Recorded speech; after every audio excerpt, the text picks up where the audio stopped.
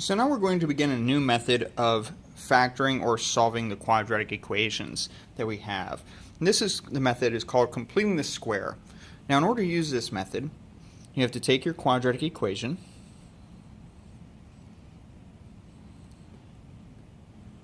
and set it equal to 0. Now, we'll take our quadratic equation. What we're going to do is move our c term to the other side. So we have subtracted 2, and we'll have x squared plus 3x equals negative 2.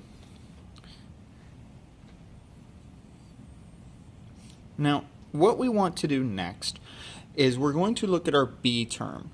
And what we're going to do is divide our b, which is a 3, in half. And we're going to make this off to the side. And this will give us 3 halves. Now we want to square 3 halves, and we get 9 fourths. Now we re-add 9 fourths to both sides of this equation.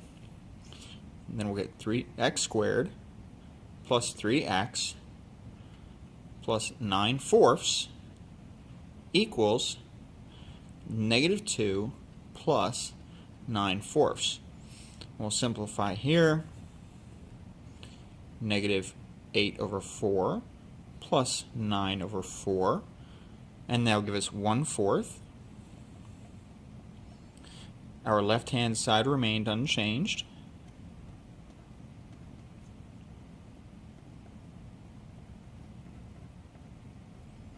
Okay. And now what we've done is we have this side of the equation is now a perfect square. In particular, it's our new binomial. Oh, we'll move this up a little bit. We created our term for a binomial, so that it is now x plus 3 halves squared equals 1/4.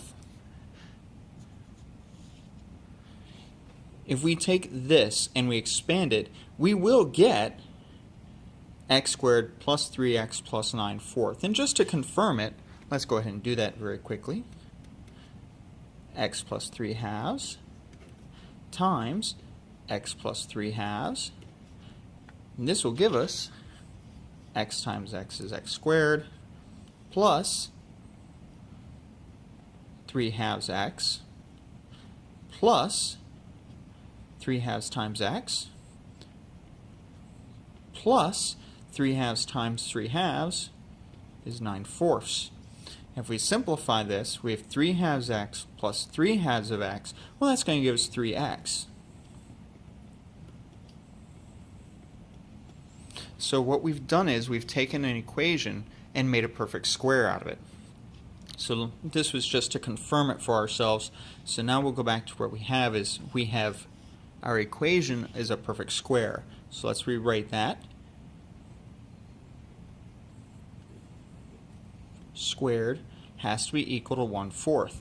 We've maintained our equality the entire time, so it's still equal to 1/4.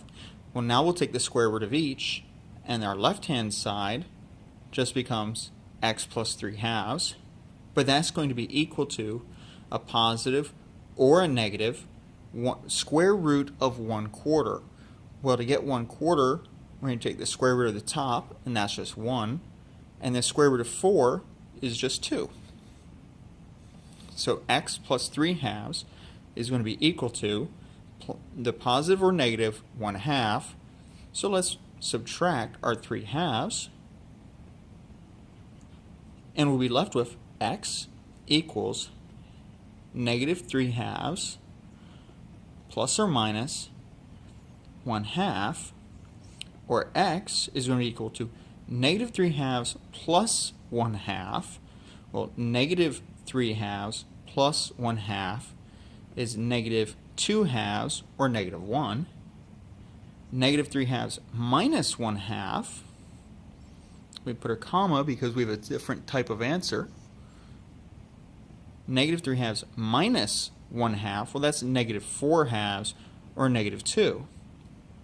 So what are these? Well, we look back at our original equation. We wanted to know what would make it equal 0. And if you look at this equation, okay, this is a fairly simple quadratic equation. We know we can factor it the standard way, and we're going to get x plus 1 times x plus 2. Well, what are the zeros of this? What would make this equal to 0? Well, since it's multiplication, if this equals 0, it'll equal 0. And if this equals 0, it'll equal 0. Well, what would make this term equal 0? X plus 1. So if x is negative 1, that would work. What would make this term equal 0? Well, x plus 2. So if x was negative 2, that would work. If we look down here, we had x would be equal to negative 1 or negative 2. So in completing the square, we found the zeros of our equation. Now we did a fairly simple one that we could have done by factoring and find the zeros that way. So let's do one that's a little bit more difficult.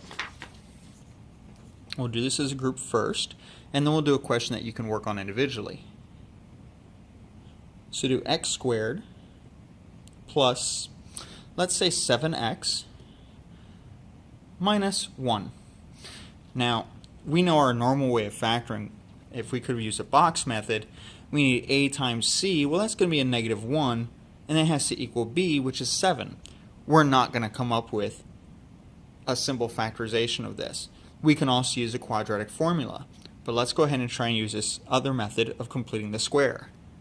Our first step is move the c to the other side, so we're going to add 1 to each side. We have x squared plus 7x equals 1. Well, now we divide our b in half, which is 7 halves, square it,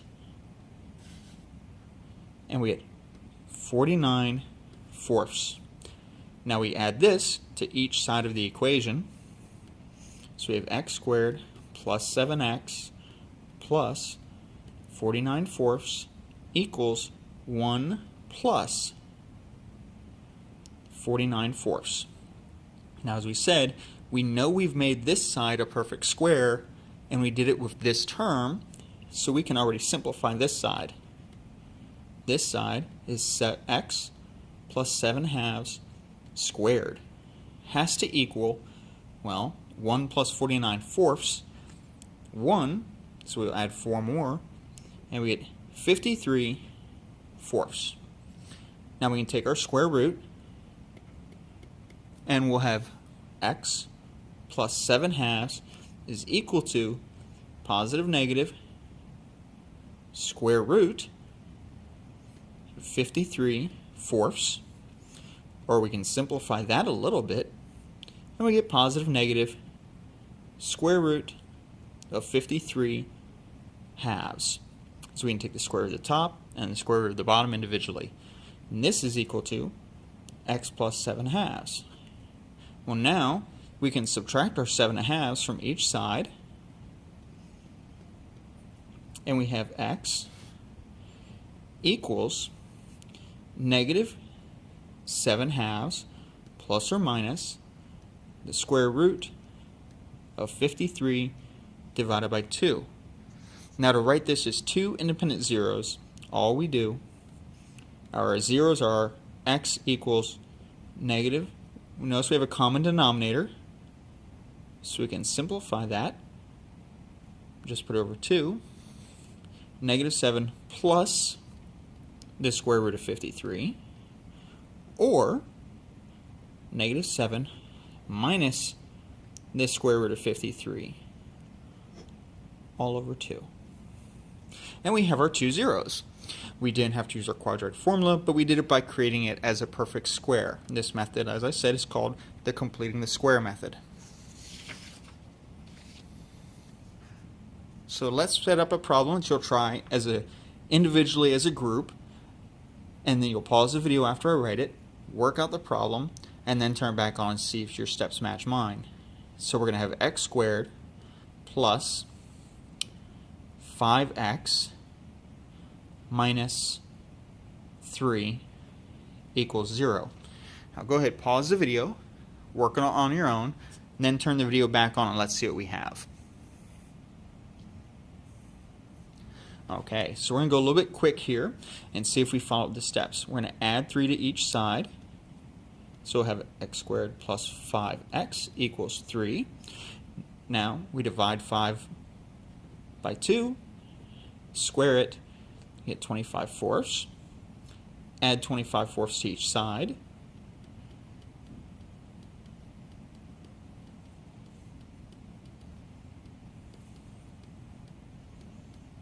And we'll simplify this by adding it together. 3 times 4 is 12. So add 12 to 25. And we get 37/4 equals, and we know we have a perfect square, so it's x plus 5/2 squared. Now we take the square root of each side, which will maintain our equality.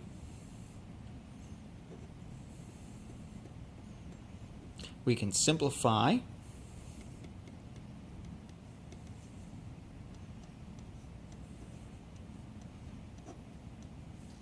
Now move our 5 to the other side by subtracting 5/2.